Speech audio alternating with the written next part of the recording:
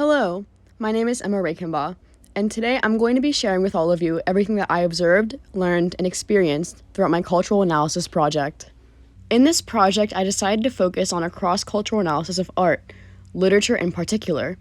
I did this by visiting the African American Cultural Center, the August Wilson Cultural Center in downtown Pittsburgh, where I attended a speaker event in which renowned activist and poet Nikki Giovanni spoke on how her experience as a Black woman shaped her influential literature.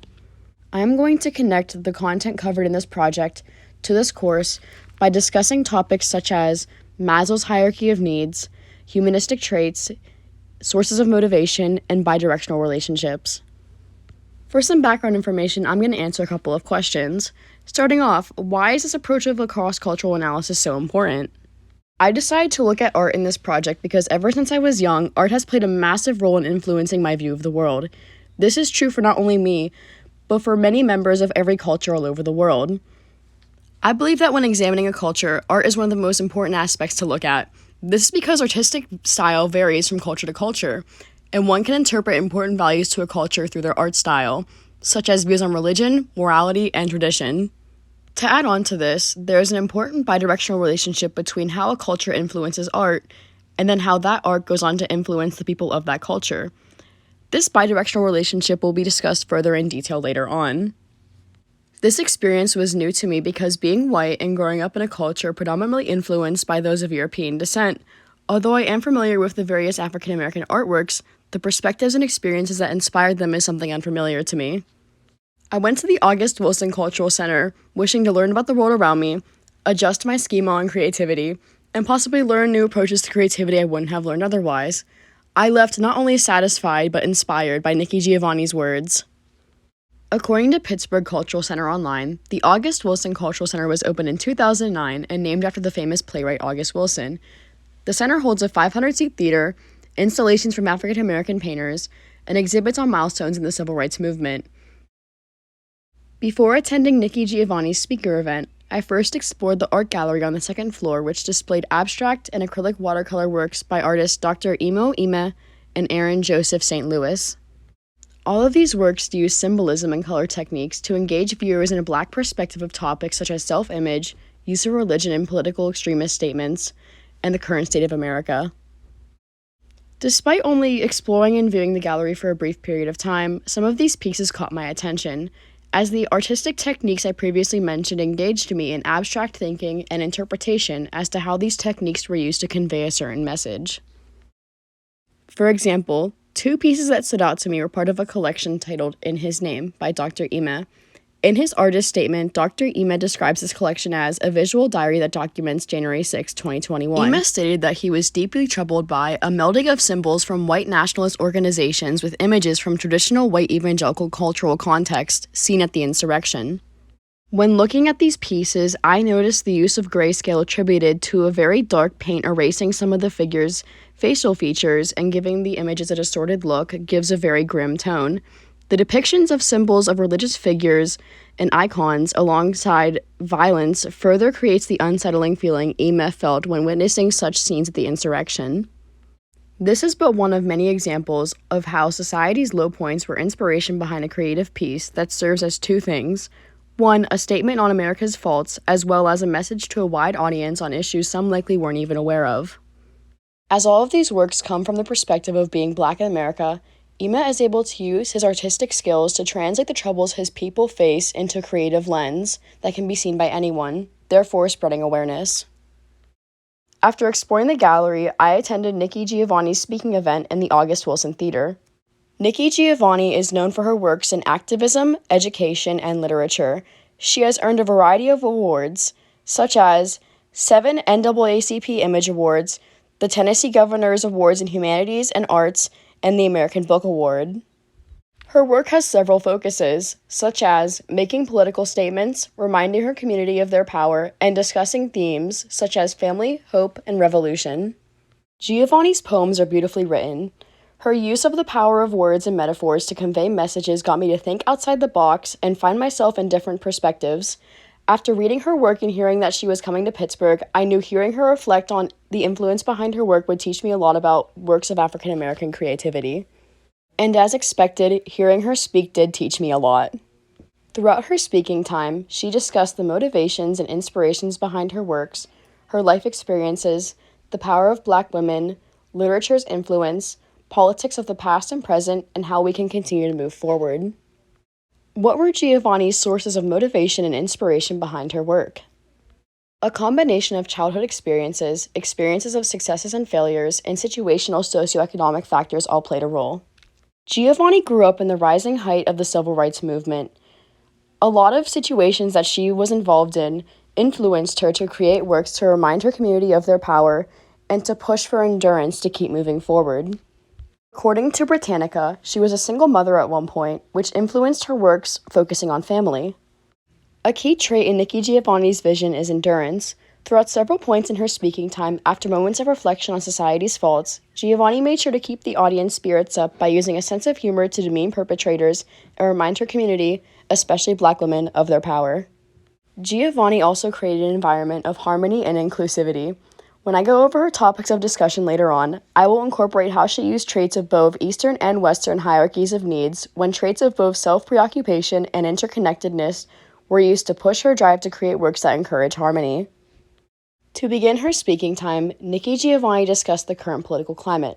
She talked about repeating issues in history, such as, in this case, men deciding the reproductive rights of women and threats of bannings of teachings of diversity in schools.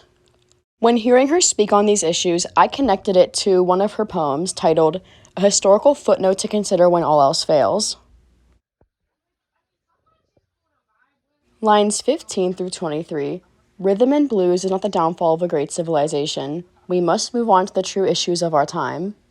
These lines of poetry, alongside Giovanni's discussion of the current political climate, reminded me of how all throughout history, politicians, rather than attacking the issues that will have the most impact on society in the future, attack things different from them to fit their personal agenda.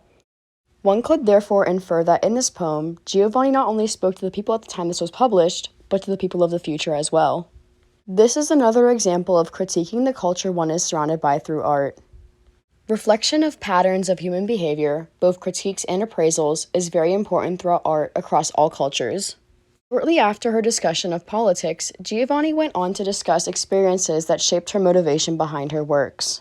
As previously mentioned, Giovanni grew up in the rise of the civil rights movement. Many experiences stemming from systemic racism shaped her motivation to make works discussing equality and revolution, but one experience she talked about the longest was hearing about what became of one of the women in the civil rights group known as the Freedom Riders. For context, according to History.com, the Freedom Riders were a group of civil rights activists who protested Jim Crow laws in public transportation. Giovanni spoke about how hearing of an event involving this group impacted her greatly. There was an incident in Georgia in which law enforcement waited at one of the destinations of a bus the Freedom Riders were currently protesting on. When the group arrived, police proceeded to brutalize an African-American woman who belonged to the group.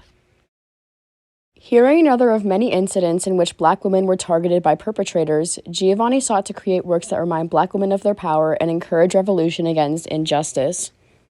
This was an important reminder to me as well as other white members of the audience, because although we are aware of systemic injustice and we can sympathize and protest, we can never say we understand the struggles of being a victim of ongoing hatred, because in America, we have never been in that situation.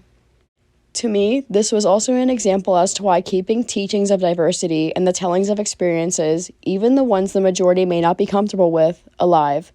It is these experiences that shaped the endurance of African Americans and therefore their culture as a whole. To ignore this part of history would be to ignore the world around you. In her final portion of her speaking time, Giovanni discussed other sources of motivation as well as how the way her ancestors spread her people's culture had a tremendous impact on the world today. When talking about how she continues to spread positivity and endure hardship, Giovanni brought up how religion has helped her. As she spoke, she extended her arms as if to hold the audience close to what she was saying. She looked out into the crowd and said, "God's watching over us," and then, "Our ancestors are watching over us." This stood out to me because religion is an important staple in all cultures, and in many search for self-preoccupation, they look to a higher power as a source of having a plan to fulfill and someone who they know is watching over them. Giovanni used one of her sources of self-preoccupation to spread interconnectedness within the crowd. Often, religion is a topic that causes some to feel isolation. However, Giovanni also included the mention of our ancestors watching over us, as even if one isn't religious, a trait we all share is hoping to create a future that would make all our deceased loved ones proud. At the end of her speaking time, Giovanni took questions from the audience. One man asked Giovanni, "Following the book bans in states such as Florida, how are we going to keep the teachings of African American experience alive?" Giovanni answered by reminding the audience that within their culture, stories and hymns from their ancestors' home continent were spread by mouth, and not by publication. One example of this includes the iconic song Follow the Drinking Gourd. This song taught people escaping slavery the route to freedom. Many important pieces that influenced change in the civil rights movement were not books, but speeches, delivered to an audience by figures like Martin Luther King Jr. Even if books are banned, it is much harder to silence voices. Another individual asked Giovanni about what she and us can do to fight the spread of bigotry. At first, Giovanni laughed and responded with, "I'm just a poet." At first, this answer seemed simple. And although I'm not sure if she meant for this answer to be interpreted as such, it reminded me of the power that artists have within their communities and cultures. Because although Giovanni may just be a poet, her words have made an influence to the masses. She has helped her communities fight for civil rights, she inspires millions with stories of hope, and because of her artistic ability, she talks to crowds of hundreds just like the one at the August Wilson Theater that night on her vision of the future. Her simple responses to questions served as a reminder that a culture is largely influenced by artists like her and the people's ability of storytelling. My visit to the August Wilson Cultural Center taught me how African Americans kept their ancestors' culture alive and inspired sparks of hope and endurance in poor circumstances through artistic practice. For many, art brought about esteem, love, and self-actualization that would have been difficult to achieve otherwise. Nikki Giovanni's words inspired me, and her stories reflected Black power and the love their community has to give the world. At the August Wilson Cultural Center, I learned new perspectives on creativity, and I recommend that everyone goes to see a speaker like Nikki Giovanni to learn something new as well. Thank you for hearing what I learned in my cultural analysis. This project was really fun and enlightening, and I'm looking forward to what I learn in the future.